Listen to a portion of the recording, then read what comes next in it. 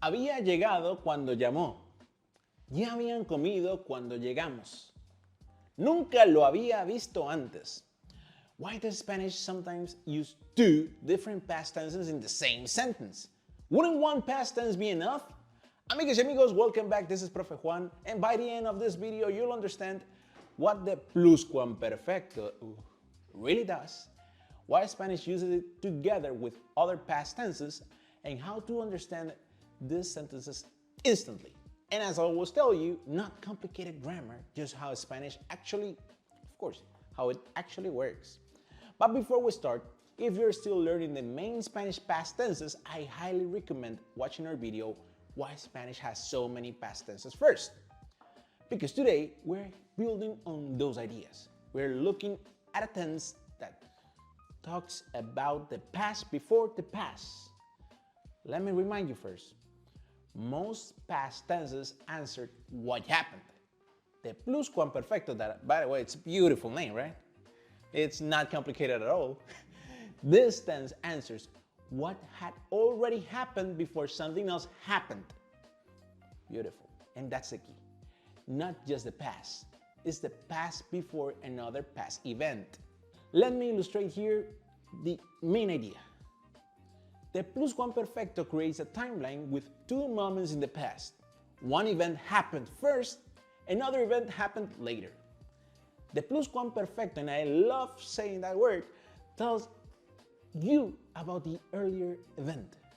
Let's zoom in. Let me give you a classic example. And honestly, if you're saying, hey, this sounds familiar, it's because it is. In English, you have the same structure. But look at this. Había llegado cuando llamó.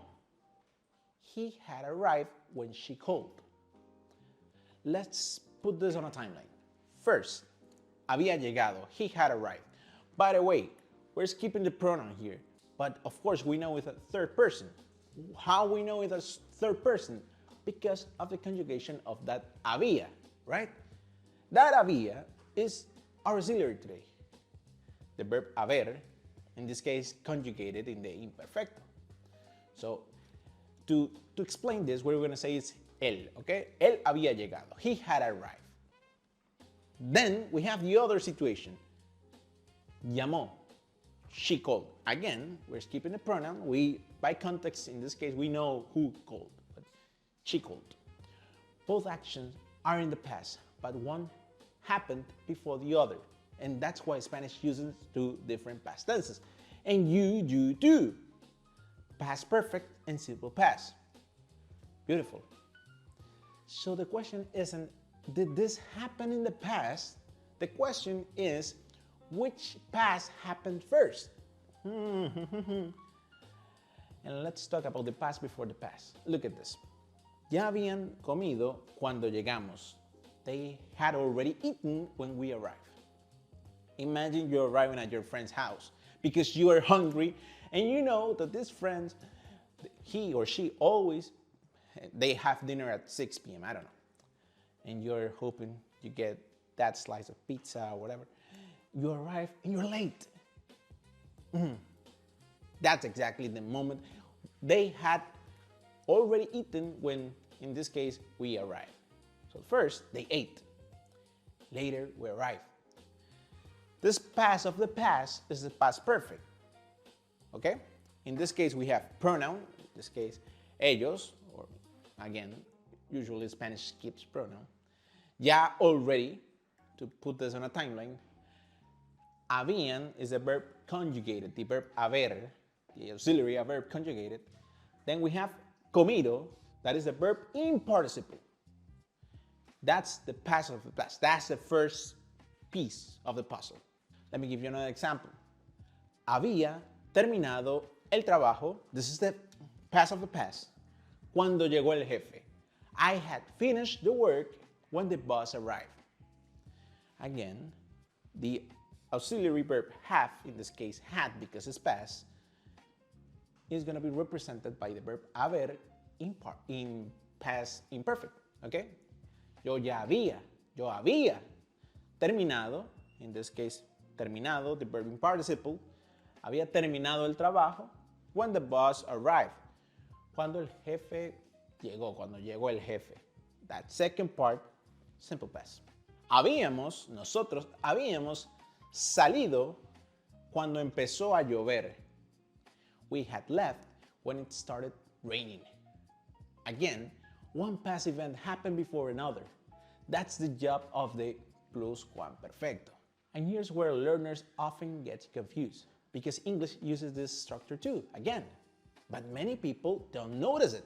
And look at this. In English, we have I had arrived. No? Had plus past participle. In Spanish uses the same logic again. We're just going to replace the verb have as an auxiliary, had, for the verb haber. Haber. Okay? Conjugated in the imperfecto, as I told you. That's it. That's the only difference. We both use this participle. Había llegado, had arrived. Había estudiado, had studied. Habían comido, had eaten. The interesting part is that the conjugation of the auxiliary changes, yes, but just changes with the pronoun. It's just one change. The other verb, the participle, it's always the same, regardless of the pronoun we're using. The structure is actually, and you can notice this, is actually very similar in both languages. The challenge isn't the grammar. The challenge is understanding the timeline. Because of course in English it's almost automatic, right? Now look at this. Nunca lo había visto antes. I had never seen it before. And you may be thinking, wait. Before what? We need the other one. Spanish doesn't always tell you the second part. Sometimes the second event is understood, just like the pronouns. Ya había estado allí. I had already been there. Había escuchado esa canción. I had heard that song before. Even when the second event isn't stated, the idea is still the same. Something happened before another moment in the past. So no worries. It's not always like, oh, wait, I need the other part. No. Chill. Instead of thinking about grammar, think about timelines. That's what native speakers do. And always remember, hey, I can do this in English, so I might as well do it in Spanish. Look at this. Whenever you hear había, habías, habíamos, habían, ask yourself, what happened later? Because the pluscuamperfecto usually points to the earlier event. Había llegado cuando llamó. Earlier is the arrived. Later, the called. So, in this case, the había is telling you, hey, something happened first. Había llegado. This person arrived first. Then, the called happened. And that's a pattern. Past event number one, verb haber, conjugated in the imperfecto, había, with the, participle, llegado, hado, edo, ido, comido, llegado, tomado, whatever. Easy. And then we have the other event. Llamó, as you can see, in the simple past. The pluscuamperfecto almost always points to the earlier action. Think past before the past. And this is why Spanish sometimes use two past tenses together, because one past event isn't just enough. Spanish wants to show the order. So, a little recap. Pluscuamperfecto talks about the past before another past event.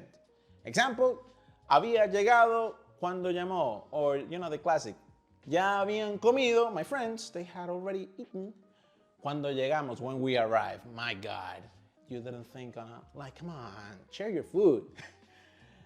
Nunca lo había visto antes, we have a bunch of examples. The key is seeing the timeline. Which event happened first? Which event happened later? That's what this tense helps you understand. Amigos y amigas, now is your turn. Write one sentence using the past perfect, the pluscuamperfecto. You can use había or habían, For example, había terminado. Cuando llegaste, you please use two events. It's going to be easier, okay? And as always, one sentence is enough. In this case, one sentence with two past tenses I'll make sure to read your comments, to read your examples, and if you're still confused about Spanish past tenses, watch our video, Why Spanish Has So Many Past Tenses, right next. Because the Pluscuamperfecto makes much more sense once you understand the bigger past tense system. If this helped you understand why Spanish uses two past tenses together, like the video, subscribe, and I'll see you in the next video. Nos vemos pronto. Chao.